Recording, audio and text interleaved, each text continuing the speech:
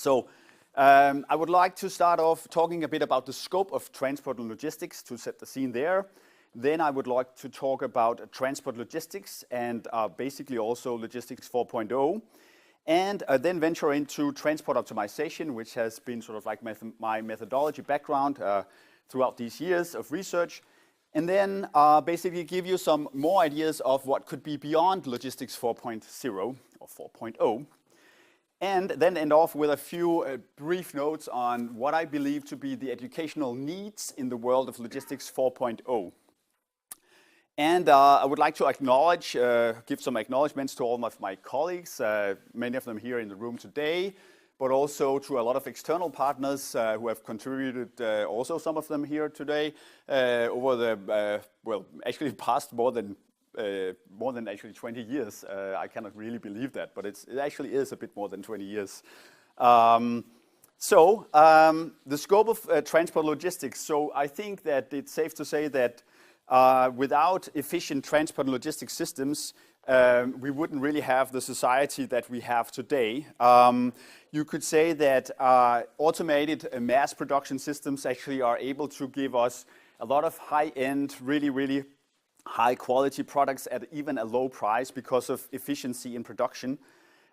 Also, globalization has opened up the world to us in many different ways. One of them being international container transport logistics, which enables us to more or less have a lot of different stuff in our local supermarket at unbelievable low prices. The transport cost of moving a small plastic whatever toy from China into someplace in Europe is extremely low. Also, another point of this could be, for instance, the airline business. We see that this very competitive business within the airlines have meant that we can actually fly almost anywhere on this globe at really affordable prices. And of course, all this actually means that we have a transport sector that is in transport and logistics sector that is really big in scope. Some of the numbers to support that comes here. We have a transport sector that directly employs 10 million people across Europe. That's a lot of people. It's more or less almost double the size of Denmark, right? The transport sector accounts, you say, typically approximately for 5% of the gross domestic product, the GDP. So that's transport alone. If we look to some of the downsides of this, congestion costs actually is estimated to be about 1% of the European GDP. If we take an example in London, which might also be one of the worst places maybe with respect to this, we actually see that commuters spend more than 2 hours per day traveling between home and work. That's more than 1 working day per week. That's a lot of loss of the efficiency, I think. Then turning to the logistics sector, so now we're broadening this out a bit more than transport. You could say that within the EU, we estimate it to actually represent a market volume of nearly 878 billion euro in 4 years' time ago. In Denmark alone, this accounts to almost 15 billion euro, so more than 100 billions, Danish kroner. Then logistics costs usually is said to be about 10 to 15% of the cost of a finished product. Of course, it varies a lot with one product to the next. An iPad, for instance, the transportation cost of an iPad is really low. There might be some other logistics costs there that are actually much higher. So very often you do actually tend to say 10 to 15%. So what are we seeing these years? Well, we are living through what is called, well known now to be the disruption. In some, especially in technology and engineering, we talk about disruption all the time. I've learned that in social sciences, it's usually called transformational change. It sounds maybe also a bit wider somehow. But disruption and transformational change is certainly also taking place within, and maybe even mostly within the transport and logistics sector. And this is, of course, one of the reasons for being so interested in working in this sector and being really enthusiastic about working with this. So one of the parts here is the digitalization, this guy up here. So turning from analog devices into more or less purely digital, a digital world in more or less every parts of the world, in parts of the sector. One of the examples, of course, could be everybody in here, I'm sure, have heard about connected automotive cars. So actually cars being able to communicate somehow and eventually become driverless. I had a big debate with myself. I should put in drones in this presentation. I think I should eventually. So I actually decided to put in a drone. All the drone innovation due to drones and stuff is also really, really relevant in this area. Although I would say, of course, if you look into the market value of the whole transport and logistics sector, this is a niche, but it's an extremely interesting niche to be in.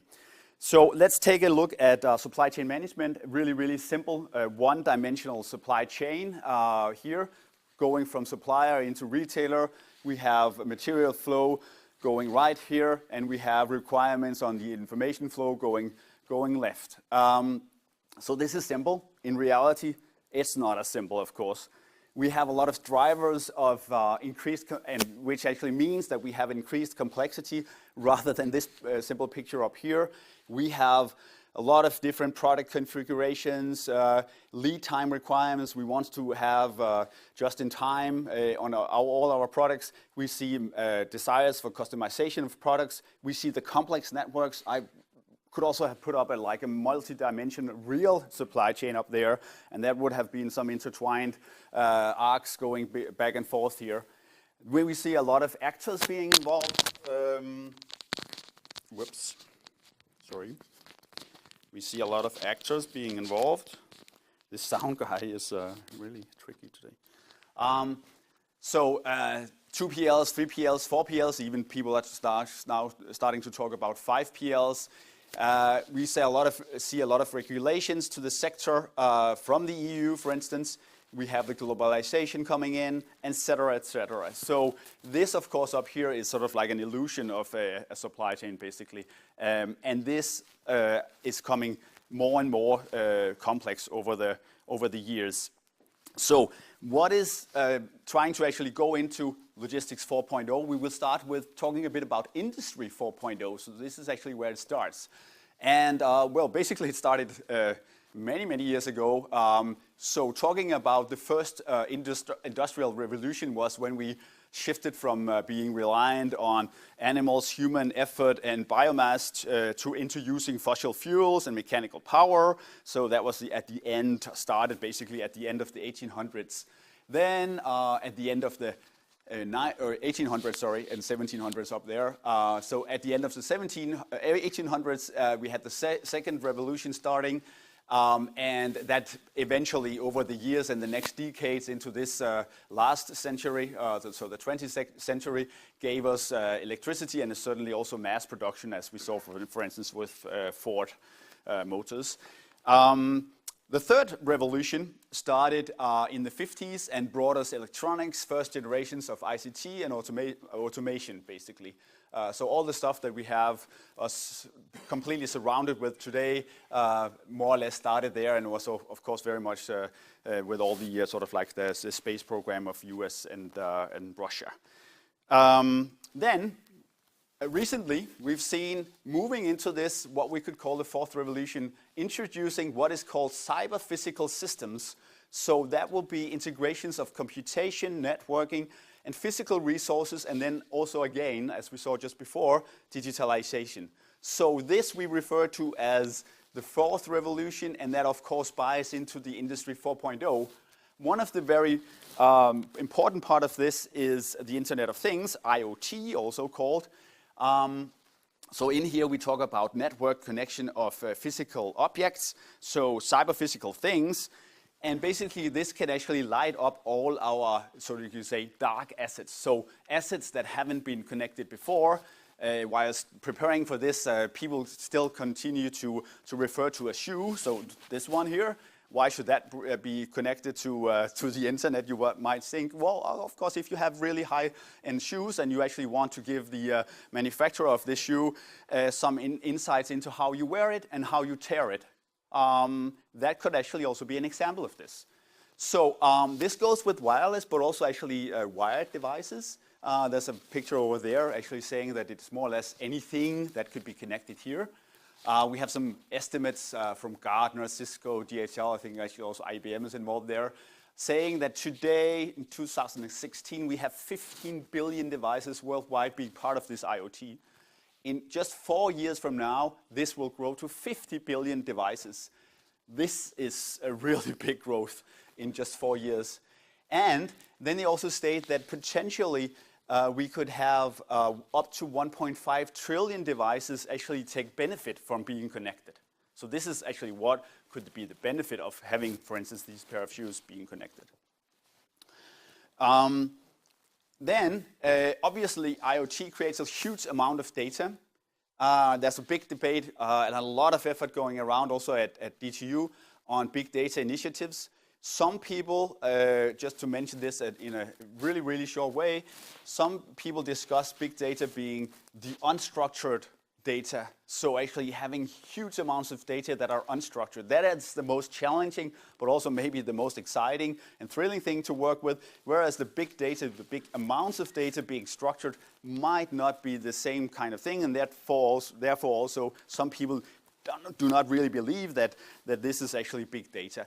But still, in here, in this presentation, huge amount of data is a central issue.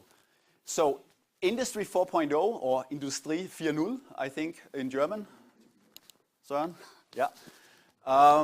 Looks like this. So basically, it's based on the idea that we are connecting all relevant, and that's important brackets here, devices, and creating some intelligent networks throughout the whole value chain, you could say. And we still have increasingly automated production in factories. So basically we go from what could be called like internal intra-facility networks, so the smart factory is also some of these words that we see, and actually into inter-facility networks, so the smart supply chain going across the different facilities that you might have, or even companies within your supply chain. So the result, again, here is that the complexity of the supply chain will continue to grow, maybe even considerably over the next years. And that, of course, poses some interesting questions for us here at university, in research, in development, and so on. Let's take a look at this picture here. This is the DHL Trend Research. They published this DHL Logistics Trend Radar. Some of you, I am sure, know about this already. Have seen this before. This is the 4th edition, just recent one. On the right-hand side, we have social and business trends. Over at the right, that was the left-hand side, sorry. On the right-hand side, we have the technology trends. And basically, the radar in here looks at all what a DHL Trend Research think could be really relevant areas to look into further over the next years. So starting from here, you could say that actually what was put up here in the corner, that we have a high impact, so potentially can actually be disruptive to the business. So that would be, let me point here, that would be over here, so the high one here, whereas we have the low down here being something which should just be incremental, some improvements in small steps of different technologies. What I'm interested in here is, actually next slide here, so some of these areas here, anticipatory logistics, I'll come back to, on-demand delivery, omni-channel logistics, big data here, cloud logistics, Internet of Things, self-driving vehicles, all this, as you can see here, actually between the technology trends and also the social business trends. Although actually also here, over here, the share economy logistics, smart energy logistics, de-stressing the supply chain, also to me is extremely interesting subjects and could also entail a lot of heavy technology development. Let's go in more depth with anticipatory logistics, which is the one which is mostly connected to what I've been doing so far and what I also plan on doing for the next years to come. So basically, this deals with algorithms that are capable of predicting behavior of users or systems via the use of big data. So a couple of examples down here, 3 actually. So this could be prediction of new orders or demand, maybe even before these are placed. So you sit with your computer at home, you already have ordered something, and the supply chain already knows that you are probably going to buy this if we put it on sale or if we link it to some other offer that we have. The benefit seen from a supply chain logistics point of view is, of course, that we can decrease the delivery times and have very cost-efficient distribution, and also have the smart sourcing involved. Maintenance is another area. We actually have worked a bit with that already here at DTU in the windmill industry, wind energy industry. So that could be looking into real-time monitoring of assets, so a windmill, for instance, very expensive equipment, trying to minimize the downtime by actually finding out when should this spare part be replaced. Actually a third example here would be supply chain risk management, detecting risk in trade lanes, and also trying to see if we can actually find or avoid having damages to the goods transported by looking into whatever we learn from this. Then challenges to this, of course, is that access to data, even though that we have big data, we have a lot of data available, it might not be opened to everybody. We also live with that actually every day here at DTU when we are working with industry. That what seems to be very easy in the first place might actually be a bit more complex. And also that opens up questions about data security and privacy issues. So how do we go about working with this? Okay, so transport optimization, as I said in the beginning, is sort of like my home ground here, and my approach to actually look into some of these problems from Logistics 4.0. How do we see transport optimization? Well, it's basically this smart graphics little thing up here. We have a problem, we have to define the problem, we do a model, it could be a math model, it could be a simulation model. Then we do an implementation, so it could be, again, some kind of an implementation in a simulation language or a mathematical programming language, whatever. And then that will actually enable us to do some scenario analysis, trying to find out whatever can come out of this. With some different inputs, of course. So a simple example of what is transport optimization, this is sort of like the classical thing, which has such a nice easy way to be explained, so that was why I put it in here. So the classical traveling salesman problem. I know that half of you almost have heard this 1,000 times, but still, it's such a nice little illustration. I found this small case of a traveling salesman problem. So basically, you have a salesman that has to visit, in this case, 12 German cities, he wants to find the shortest tour through these cities. So let's just imagine that you can go directly. You don't have to follow the roads here, just for the sake of convenience. And you might ask, so how hard can this be? It's 12 cities, it can really not be that hard. The question is, couldn't you just list all the possible solutions and then pick the shortest one? Well, let's take a look. So let me just try to show how that can be done here. So basically, we have these 12 points here. We start up here. It could be Hamburg, probably, I think it was. And then we select to go to this one over here, probably Berlin.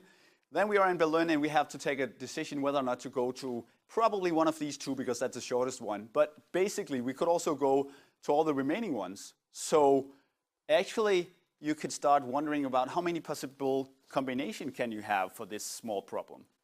Well, it couldn't really be that many. Well, yes, of course, because you have to also look into that. Well, we have n cities, so every time we have to visit a city, we can actually visit a number of combinations. And that actually is really relatively easy to see, that every time you do actually have taken a choice, there's one less. And that actually adds up in a very, very easy way of saying that this is equal to n-1 factorial combinations. So how is that? Well, if in the German example here, 12 cities actually gives you 39 million different possibilities. That's pretty rough for such a small case. If you have a 50-city example, we have 10 to the power of 62 combinations, completely out of the scope. And even if you go to 100, having a company that has 100 customers or 50 customers is not unusual, hopefully, still. So these numbers, of course, are very, very, very high. So what are we doing? Well, actually, we cannot just list all combinations and then find the best one. We would never finish due to the combinatorial optimization, or the combinatorial explosion, sorry. So basically what we do is that we look into operations research, closely linked to transport optimization, giving us a wide range of tools to solve this and a lot of other problems, and much, much harder problems actually, efficiently. So primary research field is transport optimization. Well, as I said, takes departure in methodologies originating in operations research. I focus on looking into trying to propose new efficient methods to solve real-time optimization problems within transport logistics. Specific areas of interest, Søren actually mentioned that in the beginning, real-time optimization of transport planning problems, especially within distribution planning. This is what I'm talking about today. Also have a keen interest in optimization of public transport systems. And yes, I know somebody in the audience think, okay, yeah, that also really must be a really important area. Yes, it is. Optimization of scheduling and resources is one of the parts that we are working with there. This is the only thing that I will mention here about that today. So I am concentrating on this one up here. So the solution methodologies could actually go from exact methods and then certainly on to heuristics. It could be dedicated heuristics, simulation methods, and so on. So basically, looking into the operations research tools box and finding whatever it suits this problem, and then having to develop that further, because often it does not suit exactly that problem that you want to solve.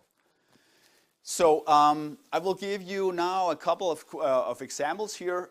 So actually 4 of applications of transport logistics and optimization. And this is actually where I say now we have talked about what is the 4th industrial revolution and industry 4.0. Now industry 4.0, logistics 4.0 also has been mentioned, and now we want to go maybe a bit a step beyond. So how can we actually put in some of the methodology that I've been talking about in the previous slide here into these domains? So let's start off by dynamic vehicle routing. So this was what I did for my PhD many years ago now. Still is a really interesting area to me, as you will see in a few slides' time. So just to give you an idea of what is the problem, well, in here we do not have the traveling salesman problem, but we do have a vehicle routing problem with 5 customers, and they are known at the start of the day, and they demand service from one vehicle operating from a central depot here in the middle. Then we find via a routing algorithm a route servicing all the customers at minimum cost. So that could look like this here. Going here and that word up here. So that would look like how we start the day. Then at time T1, so during the morning hours maybe, we have some people calling in, so some new customers requiring service. We do what was usually done here, make an assertion algorithm and find the best spot to put in this new customers. In this example, of course, it's a very simple and more or less ideal example here. We just put them in and go on. So at the end of the day, we have the 7 customers received service, and then it's really important to state that the algorithms methods that are used here have to be fast.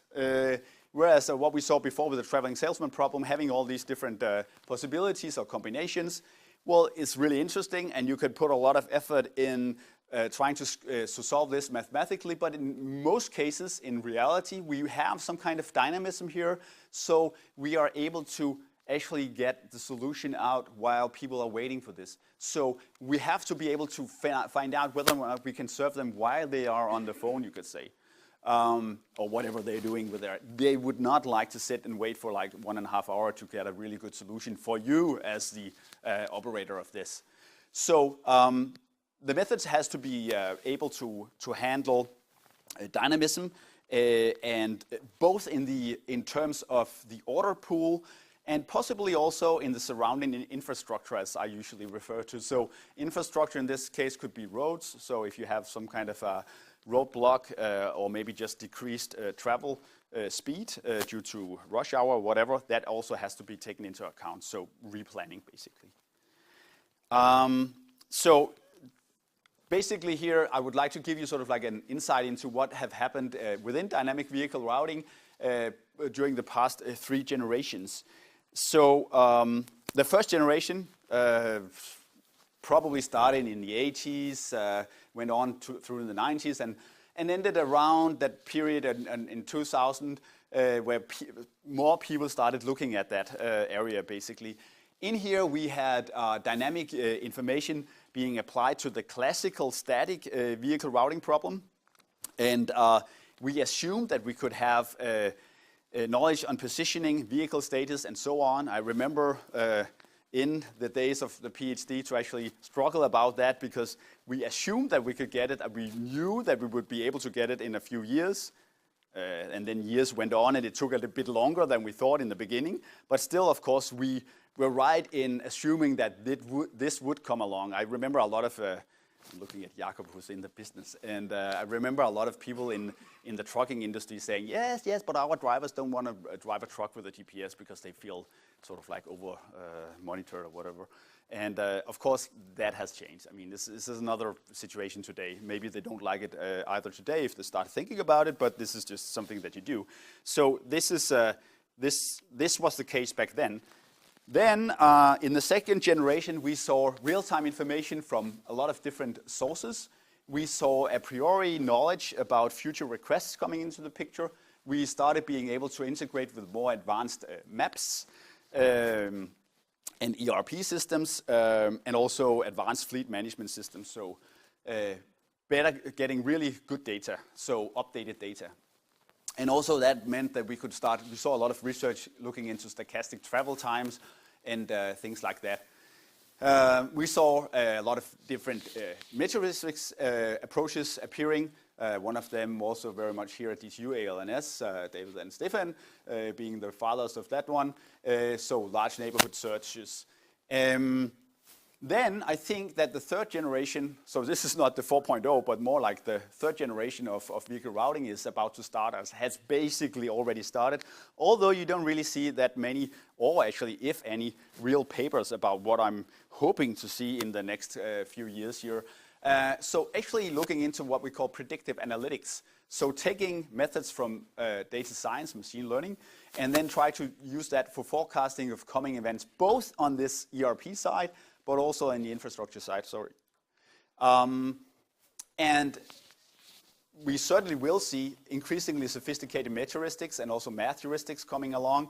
This also comes from the development of IT equipment, so hardware, that we now have a bundle of different kernels, cores on each motherboard for even like a desktop computer. So of course this will be happening also as a part of this. Then some research questions. So what's the goal of this? Well, this is to propose efficient but also fast methods to be capable of finding feasible and high quality solutions in the dynamic context. Quality could span from elements, or can span elements such as cost, but also robustness is of course really interesting. Fairness, a lot of other things could be taken into consideration here. So we also see these objectives or the goals of doing this becoming more complex, I would say. So the relevance, of course, should be that we now have an increased need for these methods because they have to be able to solve these very big data-based problems. And it is actually a very important part of the world of logistics. So we did some work there quite many years ago, also together with Oli here in the audience, and actually maybe very much on a sad note, Mayo Solomon, who just died a few days ago, was also part of this very much. So in that paper there, or that work there, we actually looked into how can we define dynamism, how can we actually measure this. This is still being referred to relatively much, I think, even though it's an extremely simple concept. Whereas I think actually what would be very interesting to see here is to look more into how can we describe the entropy of a system. So actually going much broader, trying to take in much more concepts than what we did back then. And then, of course, a priori information, we would like to take in the a priori knowledge on future requests and build that into the algorithms. That is still a very much needed thing in anticipatory logistics, you could say. Just a slide here about some early days of dynamic vehicle routing, just to put it in perspective as what I said before with respect to data and the availability of data. I did a case study in the PhD period on long-distance courier mail, and this entailed looking into pickup and delivery of parcels and letters. And also, that would then be divided so that you had some delivery customers, but up here, the pickup customers would be the most interesting ones. They could either be contract customers, so it would be static ones, so we know them in advance, but it could also be on-call customers, so dynamic customers. So what I did was actually I went out to sit with a long-distance courier mail company for 2 weeks and collected a lot of data. And the way that you collected data back then was to actually get your hands onto the data like printouts. So I carried home a lot of printouts, and then when I went back to DTU, I had to sit down, manually type in all the addresses, timestamps, and so on. And why? Yeah, well, it was not possible in any way into a computer because there was a lot of handwriting involved, and some addresses had been recorrected or whatever. So what we did was that we actually had to type them in. I had to type them in, and we then actually were able to automatically map them into a GIS database and get a real distance matrix. That was, wow, pretty advanced back then. Although that when we started doing that, we found out that still having corrected a lot of this, 10 to 15% of all the addresses were invalid. So we had to go all the way back and find out, okay, where could this small vehicle actually have been at that time. So it also took some manual process, but more or less actually it enabled us to do what is set up here. So trying to say, okay, where did we have these dynamic customers appearing? So marking them and somehow bundling them into some squares. And that was basically some of the, I think, still believe that it was some of the very first experiments within a priori information used for dynamic vehicle routing, at least based on real life data. So the thing that we wanted to ask or answer there was, of course, where is the next call going to appear? And in this case, I mean, in here you could see that this was a business region, and trying to actually build that into the algorithms. So fast forward to today, platooning of trucks. We have right now at the department looked at this over the past few months, and this is actually a very good example of where we are today with dynamic vehicle routing. So basically, this deals with the technological development of sensors and communication technologies have enabled trucks to form convoys of vehicles. And hold on tight now, because distances between trucks can actually go down to 4 to 6 meters. I know that some might have seen some pictures of some trucks going past the Great Bell Bridge that were certainly not 4 to 6 meters between them, but much more. That, I think, had to do with some we don't want this to go wrong kind of things. But basically, you can actually go very, very close. And as some of you might have seen up here, this is not a real platoon. So that's certainly more than 4 to 6 meters between these trucks. But this was just an example. I didn't really have a better picture. So basically, you can say that this idea here could be described as trucks accelerating and braking in unison like a procession of circus elephants. I like that quote that I saw the other day from a popular science magazine. So basically, you have to more or less forget for a minute what you learned in what you were taught in driver's ed. So of course, this is really, really contradictory to what you would do if you were riding a manual truck or a manual car. So basically, why are we doing this? Well, if they go so close, we will have a completely different situation, so we can save a lot of fuel. And some estimates might be on the high side, this one, but it says that you could save up to 15%. And this could also actually bring the first steps towards having the driverless truck. So maybe having drivers resting while they are in the platoon, so maybe not being completely off duty, but being semi-off duty, which means that they might have an addendum to the driver rest rules that we are seeing right now. We don't know. At least this is, next slide actually. So this is just to give you an idea of how such a system could look like. So basically we have a number of trucking operators, 1, 2, 3, and upwards there. So different types of companies, and they have a lot of trucks. Basically in this example here, we have trucking operator 2, which has in this case 4. Some of them goes to form a platoon. So within the same company, the same operator, they are forming a platoon. That could be easy, seen from the point of view that they do not have any conflicting interests. Whereas the other concept here, if you think of that some of the trucks here, maybe one here, go from truck operator 2 to form a platoon together with 2 from trucking operator K. And of course that would be entailing what we call between firm platooning, and would be a much more complex concept to work with. So the planning side of this, the planning system should be able to automatically answer questions such as how and when is a platoon formed, when is it profitable to form a platoon, so and also how is the gain profit, especially in this case where we have more than one company, one firm being part of this. How do we distribute this in a fair scheme between the different stakeholders there, so the platoon leader and the platoon followers? And obviously timing issues in having trucks meet in order to be synchronized will be challenging in a world with many manual processes.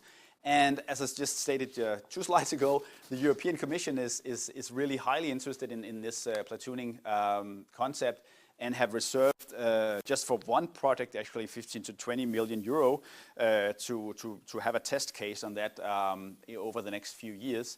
They've also reserved a corridor in parts of Europe through at least 3 countries, which is equipped for being able to support these tests. So I know that some people think, well, is it coming or is it not coming? Well, we don't know, it's innovation. So we need to try to find out whether or not this can actually work.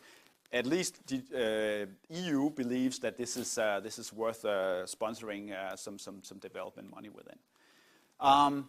Another example, so leaving dynamic vehicle routing and what that entails for a minute, collaborative logistics, so horizontal collaboration. In this case, we have 2 product supply chains. Again, very simple ones, so excuse me for that, but just for the sake of convenience, I've made 2 very simple ones. We know, of course, that vertical collaboration between the different parties of the supply chain is something that we've seen and become gradually better at doing. But also, actually, the horizontal collaboration is actually now starting to appear very much in logistics literature and development. So basically here we try to have maybe even competing, it could be companies that does not have any common interests, but it could actually also be competing companies with competing supply chains that somehow via a setup can actually work together with the other company supply chain, like going horizontally, trying to look at the same level of the supply chain. So in this small case study here, so I've shortened this very much, but this is from a real project that also some of the people here in the audience have been very much involved in, with a Danish company that has a production sites in several places in Europe, and actually also has a lot of customers around Europe. So what we did there, and actually has some external people help us with, was to map their transport flows, and this is sort of like a skewed or biased, sort of like a filtered version of this picture here, not mentioning any names here, and then actually doing having some software trying to actually compare the flow of this one Danish company with the transport flow of between 150, 200 other companies that had their transport flows into the database to find possibilities to collaborate between the different supply chains. So basically, you could imagine in a situation where, it's up here. So we have here with the yellow marked transport corridors here or flows here, that between France and Netherlands, this company that we're talking about here would have partial loads a number of times throughout the week or the month. And we actually found out that looking into the flows of these 150, 200 other shippers, or having the algorithm look into it, of course, that there was some residual capacity on the vehicles going the opposite way. So why go with semi-empty trucks rather than actually try to collaborate? So this is an idea called collaboration, horizontal collaboration. In this case here, we identified two potential interesting transport flows. So one from Croatia to Greece, that one up there, and then that one from France to Netherlands. So in order to have this happen, you have to somehow deal with regulations, and therefore having a neutral trustee is a really important part of this, this concept. So between potential collaborating partners. And basically, having software is not solving everything, but you do actually have to look into how can we actually find the right partner for this. And again, as we saw with the platooning effort there, how can you actually split the profit between the different partners involved in this? This is certainly not easy, especially not having it work in practice, we've learned. One last example, city logistics is also something that I'm really interested in. We know that there's a lot of people moving into cities these years. The UN estimates that in 2030, only 14 years from now, 77% of the world population will be estimated to live in cities. And of course, having this would actually increase the problems that we see with the problem of the last mile, as we call it within freight transport logistics. So basically what you can see up there, we have the last mile being a really, really costly part of the supply chain or the transport chain. And therefore having even more people and maybe with decreased travel speeds in cities will even make this worse. The trends that we see within city logistics is also that we would like our goods faster. So that's contra, of course, to the to actually being able to actually do this. But we would like to have our goods faster. So we see a lot of push for having same-day deliveries, or actually even same-hour deliveries. So that might be why the drones are coming into this picture. And of course, the ramifications of what is going on within the e-commerce side, including omnichannel logistics, as we saw with the DHL trend radar. This is also some of the stuff that we are looking at right now.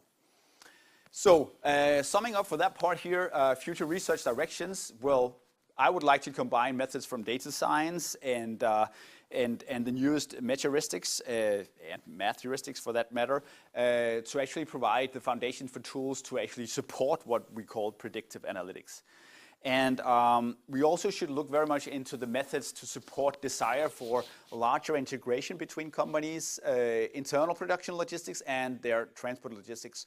So there's a big push from the industry. I know that even some of the people here from the industry says that what they're being told by their customers or clients here are that they would like to take a more holistic view into the transport chain. So looking into integration much more. So basically you could say looking into planning and optimization methods for solving challenges arising within the scope of Logistics 4.0. So that will be the beyond part. Then finally, just a few notes on the future needs to engineering education, at least according to me and what we've been seeing so far here at DTU. So the supply chains, as we talked about, are definitely becoming more complex. And the data issue, sort of like the size of companies is also still growing. And that leads me to believe that we will see that the engineer of today and also actually even more of tomorrow has to be able to have, of course, strong analytical skills to work with, for instance, predictive analytics, and the big data, but also actually have to work, the ability to work with complex engineering systems.